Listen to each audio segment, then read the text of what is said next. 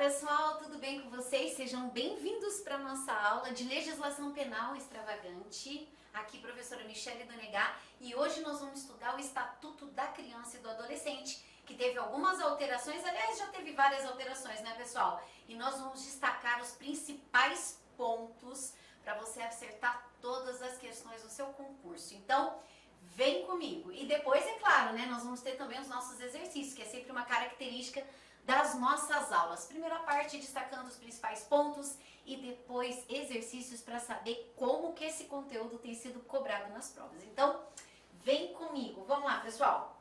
Nós temos aqui primeiro o Estatuto da Criança e do Adolescente, é da década de 90, e ele foi uma inovação no que diz respeito à proteção dos direitos fundamentais da criança e do adolescente. Mas quem é criança e quem é adolescente de acordo com o ECA? Criança até 12 anos incompletos e adolescente 18 anos incompletos. Então, cuidado que isso também é bem cobrado em prova. Criança para o ECA é até 12 anos incompletos. Acima de 12 anos é adolescente e abaixo de 18 anos é também considerado adolescente e adulto a partir de 18 anos. Então, essa é uma divisão que o ECA faz. A proteção internacional, o Brasil é signatário de tratados e convenções internacionais de proteção aos direitos fundamentais da criança. Não é que a criança e o adolescente não possam ser responsabilizados. Pode, mas deve ser levado em conta o seu grau de desenvolvimento e a sua capacidade de compreender os atos praticados. Então, como eles ainda são indivíduos em formação, o Estatuto da Criança e do Adolescente é uma legislação que protege a criança, ao mesmo tempo impõe algumas obrigações, algumas consequências, mas respeitando sempre o grau de desenvolvimento da criança e do adolescente, tá? Então, olha só, o artigo 227 da Constituição Federal fala que é uma obrigação de todos a proteção dos direitos da criança e do adolescente. Não é só da família, é de toda a sociedade. Então, é da escola, é do diretor, é do cuidador. Todas as pessoas devem zelar para que a criança e o adolescente tenham desenvolvimento físico, moral, psicológico, religioso, saudável, que ela possa se desenvolver em um ambiente saudável. E é responsabilidade da sociedade, pessoal. Por quê? Porque um indivíduo saudável, afetivamente falando, psicologicamente falando, moralmente falando, acaba sendo importante e beneficia toda a coletividade, toda a sociedade. Com quem que a gente quer conviver? Com uma pessoa saudável ou alguém que está sempre em confronto com a lei, ou é um delinquente, né? Ou acaba tomando o caminho do crime. Então, se é responsabilidade de todos nós, é porque no futuro nós vamos conviver com essas pessoas. Os nossos filhos vão conviver com essas pessoas. Então, que pessoas a gente quer deixar para o mundo? Pessoas melhores.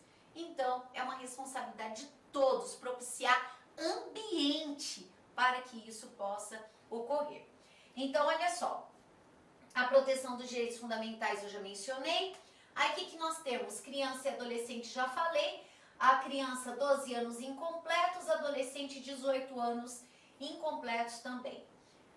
Nós temos aqui a lei, o Estatuto da Criança e do Adolescente se aplica excepcionalmente até 21 anos.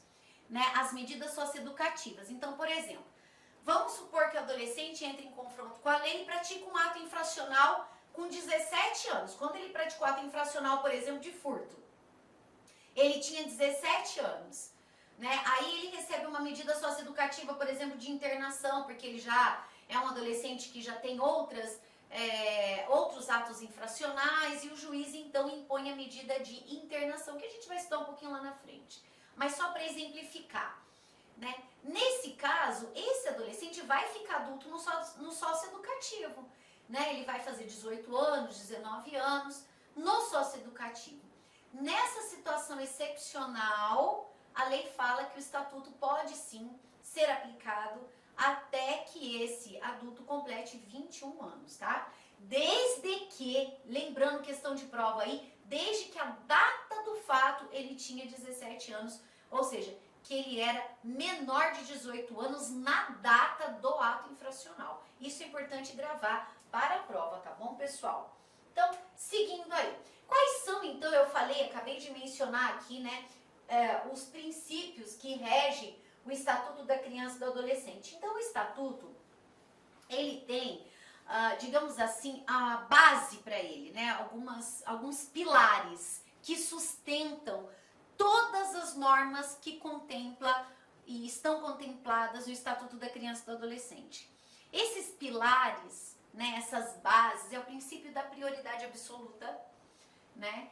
O princípio da proteção integral da criança e do adolescente, que está lá no artigo 3º, que ela goza de todos os direitos, sem prejuízo, da proteção integral, assegurando-lhe, olha lá, ó, todas as oportunidades, facilidades, desenvolvimento que eu já mencionei, físico, mental, moral, espiritual, social, em condições de liberdade e dignidade. Então esse é o princípio da proteção integral, cuidado com ele, que ele cai bastante em prova. Então a proteção integral é a preservação dos direitos fundamentais com um objetivo muito claro, o objetivo do desenvolvimento saudável da criança e do adolescente, preservada a sua liberdade e a sua dignidade. Tá? Então, cuidado aí, já grava esse resuminho para você. E o princípio da prioridade absoluta são aqueles princípios, aquelas normas, né? Aquelas, na verdade, diretrizes ali do artigo 4º, que visam dar prioridade na destinação de recursos para criança e adolescente, a prioridade no atendimento em caso de emergência. Então, priorizar o atendimento de criança e adolescente, destinação de recursos também para garantir o seu desenvolvimento saudável. Então, olha só, é dever da família, como eu falei, de todos em geral, né? A efetivação dos direitos, vida, saúde, alimentação, educação, esporte, lazer, profissionalização, a cultura, dignidade, respeito, liberdade, convivência familiar e comunitária. E a prioridade absoluta, o que ela compreende? A preferência na formulação das execuções de políticas públicas, destinação privilegiada de recursos públicos destinados à infância e juventude, a questão do atendimento também prioritário, né, em caso de acidente ou em caso de emergência. Princípio da interpretação. O princípio da interpretação também eu já mencionei em linhas gerais bem no nosso início. Ele significa que todas as normas do ECA elas devem ser interpretadas de forma sistemática, levando em consideração o grau de desenvolvimento da criança e do adolescente. Então, olha só, conta com os fins sociais a que ela se dirige, exigências do bem comum, os direitos e deveres individuais e coletivos e a condição peculiar da criança. Quer dizer, eu não desmereço, né? Eu não desqualifico, eu não sou indiferente ao direito do adulto, muitas vezes lesado por um ato praticado por um adolescente. Eu não desmereço e nem desvalorizo o seu direito fundamental também, mas eu levo em consideração todos esses fatores. O bem comum, os direitos e deveres da pessoa atingida muitas vezes por aquele ato praticado pelo adolescente e leve em consideração a condição peculiar desse indivíduo em desenvolvimento. Harmonizo todas, como eu disse, com uma interpretação sistemática, eu harmonizo todos esses direitos e encontro o melhor caminho para solucionar aquele conflito, aquela questão envolvendo a criança ou adolescente. Isso pode ser um ato infracional, isso pode ser uma disputa de guarda, por exemplo, né? Nós sabemos que, só para exemplificar, numa disputa de guarda também é levado em consideração o princípio da interpretação, porque eu devo pensar no bem comum, o que é melhor para a família, né? O que é melhor para o pai e para a mãe, o que é melhor para o adolescente ou para a criança. Qual é o ambiente em que ela vai realmente ter garantido o seu desenvolvimento saudável, como preconiza o ECA? Qual vai ser o lugar que ela se sente mais à vontade, mais acolhida, mais amada? E aí, então, eu preservo o seu direito ao desenvolvimento afetivo saudável. Aí eu faço uma interpretação sistemática desses dispositivos para encontrar o melhor caminho. Então é isso, né? Eu diria que esses três princípios são pilares, né? É o princípio da proteção integral, então, para garantir tudo aquilo que eu mencionei e que está também no artigo 227 da Constituição Federal, prioridade absoluta, políticas públicas com prioridade, destinação de recursos públicos em prioridade e o princípio da interpretação, tão importante para encontrar o melhor caminho na solução de conflito, né, onde uma das partes seja a criança e seja o adolescente. Tá? Então isso é super importante. Esses 3 princípios despencam. Então guarda eles aí com muito carinho com vocês. Vamos seguindo aqui. Direitos fundamentais, agora a gente vai entrar nesse estudo dos direitos fundamentais. E eu costumo dizer o seguinte, pessoal, quando nós falamos em direitos fundamentais, até para facilitar para as provas, o que a gente deve pensar? A gente deve pensar o seguinte: quais são os meus direitos fundamentais como indivíduo? Eu tenho direito à vida, à saúde, à liberdade, né, à educação, a transporte, ao trabalho, né, à profissionalização. O adolescente tem o mesmo direito, a criança tem o mesmo direito. Basta eu lembrar dos direitos fundamentais do artigo 5º da Constituição e a criança ou adolescente goza dos mesmos direitos. Isso já facilita o nosso caminho na prova. É claro que aqui tem algumas diferenças, né? E aí nós vamos mencionar. Então vamos lá, o direito à vida e à saúde, artigo 7º a 14 do ECA, com algumas alterações que o Estatuto sofreu ao longo do tempo, mas a mais relevante para o concurso e que tem sido bastante cobrada, né, digamos assim, ela cai bastante, é a seguinte: o Estatuto foi modificado em relação ao direito à saúde, com a ampliação de um atendimento mais humanizado pelo SUS, né? A possibilidade da gestante ser acompanhada pelo seu companheiro ou cônjuge no momento do parto, ter os esclarecimentos em relação ao aleitamento materno, que é super importante, ser esclarecida também que não é crime entregar criança para adoção, né? Se uma mãe realmente ela não tem condições ou por alguma outra razão ela não quer criar aquele bebê, de repente até fruto de uma violência sexual, por exemplo, ela pode procurar a Justiça da Infância e fazer a entrega daquela criança, né, para que aquela criança seja adotada por uma família, né, que a gente chama de família substituta. Primeiro, é claro, vai ter todo aquele atendimento humanizado, entender qual é a condição, quais são as razões dessa escolha pela genitora e pelo pai também. E depois desse acolhimento, se ela realmente estiver decidida, ela vai receber todo o amparo, todas as informações necessárias para que essa adoção seja uma adoção legal. Então, o que eu preciso registrar? Eu preciso registrar o atendimento humanizado pelo SUS, com a possibilidade da gestante, né, ser acompanhada pelo seu cônjuge no momento do parto, o parto poder ser realizado pelo médico que acompanhou essa gestante durante toda a gestação, né? Eu digo isso tudo, pessoal, pelo sistema SUS, porque no SUS o que nós temos, né? A mãe, ela vai para o postinho de saúde para fazer o acompanhamento mensal da gestação. E muitas vezes aquele médico que está ali no postinho não era o médico que realizava o parto. E aí havia um desencontro de informações que muitas vezes colocava em risco no dia do parto a saúde da mãe e do bebê. Então, com essa alteração do ECA, o mesmo médico que atende a mãe no postinho, ele se vincula no último trimestre da gestação ao hospital onde vai ser realizado o parto e ele mesmo vai realizar. Por que isso? Porque está ligado ao direito à vida. Porque como esse médico que acompanhou a gestação, ele tem todo o prontuário da gestante, todas as informações ali necessárias, caso ocorra alguma intercorrência, fica muito mais fácil, né, dele poder dispor ali de tudo que a mãe precisa para que o parto seja o mais tranquilo possível. E tudo ocorra na normalidade, sem colocar em risco a vida do bebê e sem colocar em risco a vida da mãe. Né? Em relação à adoção, é importante também grifar isso que entregar criança para abandono de criança é crime, que é abandono de incapaz, né? Mas entregar a criança para adoção, não. Lembrando que, como eu falei, entregar a criança para adoção é procurar a Justiça da Infância, iniciar todo esse procedimento de entrega para que seja uma adoção legal.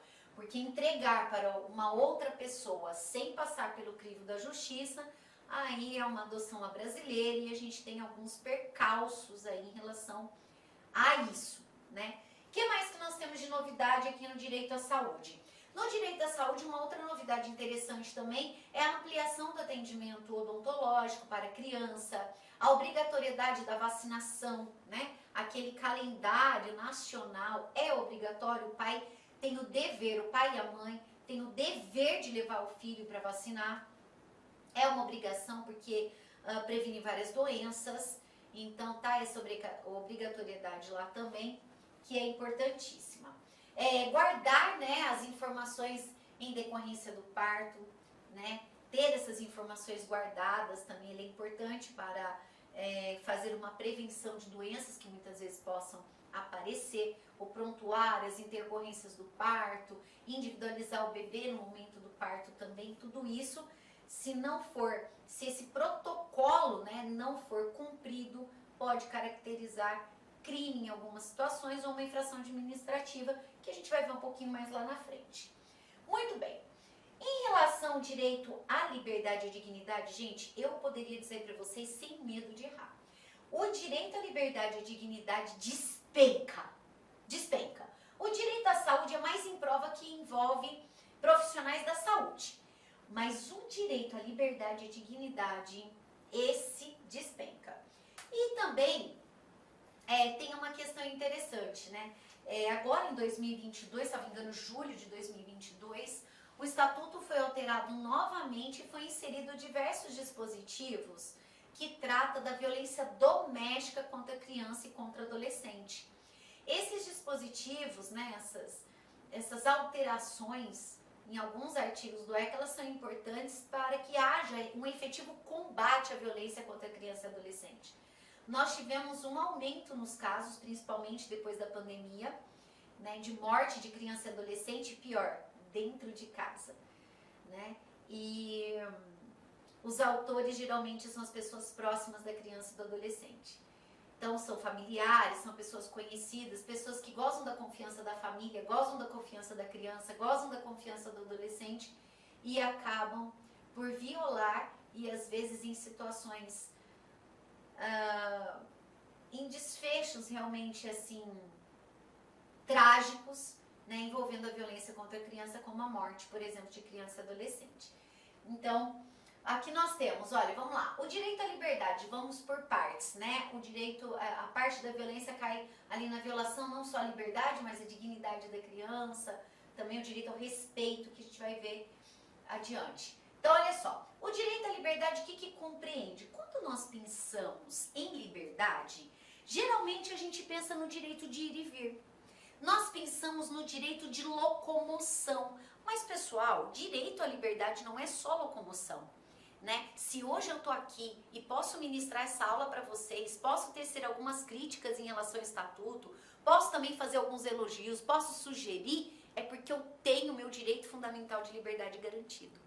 E a criança e o adolescente também têm. Então, eles têm direito de brincar, têm direito de ir e vir, tem direito de expressar a sua opinião, as suas ideias, tem direito à liberdade de crença, tem direito à opinião política. Mas opinião política, criança e adolescente, sim, tem direito à opinião política, a se formar um cidadão politizado, a ter contato. Qual é a importância do indivíduo para a política? O que a política significa para a sociedade? Qual o impacto que ela traz? Qual é a minha responsabilidade? Quanto mais cedo o indivíduo se torna consciente dos seus direitos, das suas obrigações e que as suas escolhas impactam na vida de todo mundo, como por exemplo no voto, melhor para todos nós. E a criança e o adolescente, ela tem esse direito como garantia fundamental, que é o direito à liberdade. Então, olha só, muito interessante, né, pessoal? Que a gente nunca pensa e a banca cobra, hein? Cuidado com isso. Então, olha só, direito à opinião, expressão, crença, culto religioso, né? A criança tem o direito de escolher. Muitas vezes o pai e a mãe são de uma determinada religião e a criança está na escola e alguns amigos, por exemplo, frequenta, né, uma escola dominical, ou frequenta um catecismo, ou uma evangelização, qualquer que seja a fé. E aí a criança fala, mamãe, eu queria ir com meu amigo e tal, né? Então ela tem esse direito, ela tem essa liberdade. A orientação religiosa deve ser dada pela família, né? Mas o direito de escolha é uma garantia, é um direito fundamental da criança e do adolescente. Brincar, praticar esporte, divertir-se, então ela deve ser estimulada. Por quê? Porque a brincadeira e o esporte, ela reforça o valor de conviver em sociedade, de socializar, né? De lidar com frustrações, com o sucesso, com fracassos, com o cair e levantar. Na verdade, brincar, divertir-se, praticar esporte é um treino para a vida. E isso deve ser estimulado pela família e é um direito fundamental da criança. Lembrando que quando a gente fala em direito fundamental, e aí eu já mencionei o direito à vida, à saúde, agora falando em liberdade, vocês percebam, a gente sempre vai voltar para os pilares do ECA, né? Porque quando eu respeito a liberdade de brincar, de praticar esporte, de divertir-se, de expressar opinião, eu estou, na verdade, protegendo a proteção integral. Lembra que a gente viu lá, né, um dos pilares do ECA? Eu estou protegendo, eu estou contribuindo para o desenvolvimento saudável da criança e do adolescente. Porque agrega valor, agrega um valor muito caro, muito importante para o indivíduo, na brincadeira, naquele momento que está socializando com outras pessoas, com outras crianças, outros adolescentes, né, que vêm de outras famílias, com outras histórias, muitas vezes com outras culturas. Ali eu exercito o respeito, né? O respeito à diversidade. Então, é muito importante que a família estimule de fato as brincadeiras e prática de esporte. Participar da vida familiar e comunitária é um direito da criança. Aqui eu chamo a atenção, principalmente quando ocorre o divórcio, né? Porque quando o divórcio acontece, muitas vezes os pais magoados, a mulher magoada ou, né, o ex-marido magoado, há um distanciamento daquela convivência familiar tão comum, né? Então almoçava todo domingo na casa da avó, dos avós, paternos ou maternos, encontrava toda semana os primos, maternos ou paternos. E de repente com o divórcio se rompe muitas vezes essa rotina, né? Não vai mais almoçar na casa dos avós, não visita mais os primos, porque lógico, estão magoados, estão ressignificando aquela relação, aquela relação familiar, eu tô dizendo, né? Não mais a relação como casal. Porque assim, muitas vezes há esse rompimento, não existe mais a relação como casal, mas vem sempre a pergunta, mas a gente continua sendo família. Eu continuo sendo a mãe, ele continua sendo o pai, como que nós vamos ressignificar a família? E muitas vezes, imbuídos daquele sentimento de mágoa, de ressentimento, os pais acabam distanciando os filhos do convívio familiar. E esquecendo, né, que a convivência familiar e comunitária é um direito fundamental do filho, da criança, do adolescente. Então é muito importante levar isso em consideração no momento do divórcio. É um exemplo que eu estou dando aqui para tornar mais fácil a compreensão desse direito. Então levar em consideração, fazer a pergunta objetiva. Meu filho, a nossa situação agora é essa, tal, o que você gostaria, como é que você gostaria, como é que você está enxergando isso? Muitas vezes, pessoal, precisa até de um auxílio de um profissional, né, da psicologia, para também auxiliar a família nessa ressignificação. Mas não pode deixar a criança ou adolescente de fora dessa discussão, de fora dessa tomada de decisão. Por quê? Esse distanciamento impacta diretamente esse direito fundamental da criança e do adolescente, que é o direito à convivência familiar e comunitária. Então, como é um direito da criança e do adolescente, é um ator ali nesse contexto e esse ator também precisa ser ouvido para uma tomada de decisão consciente que preserve seu direito, tá? Então, é muito importante isso. É o exemplo que eu dei aqui, né, em que pode ocorrer aí uma violação. Nós temos a participação da vida política, como eu falei, né?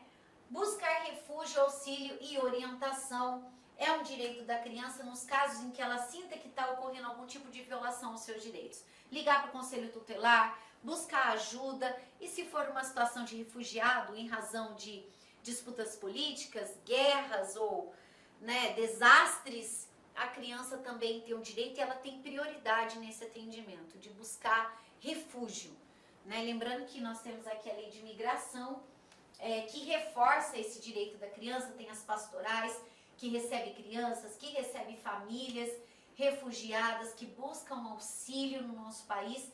Temos uma legislação bastante avançada nesse sentido, né, para atender essa demanda nessas situações em que eu mencionei.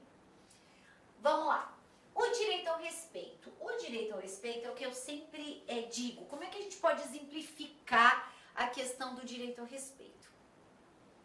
O exemplo que eu sempre dou é pensar num semáforo, né? Então a gente vê lá o semáforo com o sinal verde, amarelo e vê o vermelho. O respeito ou a negligência em relação ao direito ao respeito, ela vai acontecer quando eu ultrapasso esse sinal vermelho, né? Quando eu sou invasivo, quando eu não respeito a individualidade, a autonomia, os objetos pessoais da criança e do adolescente. Porque há uma cultura ainda no nosso país de coisificar. Da mesma maneira como há uma cultura de coisificar a mulher, né? Inicialmente, eu peço licença, meus queridos amigos, mas é o seguinte, estou interrompendo suas aulas, seus estudos, mas essa aula é uma aula demonstrativa do site Lá Concurso, para você ter conhecimento, para você ter uma noção, a qualidade, a seriedade e a responsabilidade do nosso curso. Posso dizer para vocês o seguinte, que aqui na Lá Concursos vai ser o melhor custo-benefício do mercado, preços bastante acessíveis, cursos, você pode ter absoluta certeza, completos, atualizados, ponto a ponto do edital. No nosso curso, garanto para você que aqui você vai conseguir adquirir o conhecimento necessário suficiente para realizar uma excelente prova. Gostou? Quer saber mais? Quer continuar assistindo essa videoaula? Quer ter o PDF? Quer fazer o curso? Cara, então clica aqui embaixo, bora matricular. Vou apresentar os preços aqui para vocês, ó. Conhecimentos básicos, ó, apenas R$ 99,90, sem pegadinha, sem pegadinha. Agente administrativo, o nosso principal cargo, ponto a ponto administrativo. E pode ter certeza, a maioria dos alunos aprovados nesse concurso para este cargo, garanto, vai ser aluno nosso aqui da Lá Concurso. Técnico de enfermagem, R$ 149,90 e o de enfermagem, R$ 189,90. Vamos embora, vamos estudar aqui na Lá Concurso. Espero vocês, forte abraço, tchau, tchau.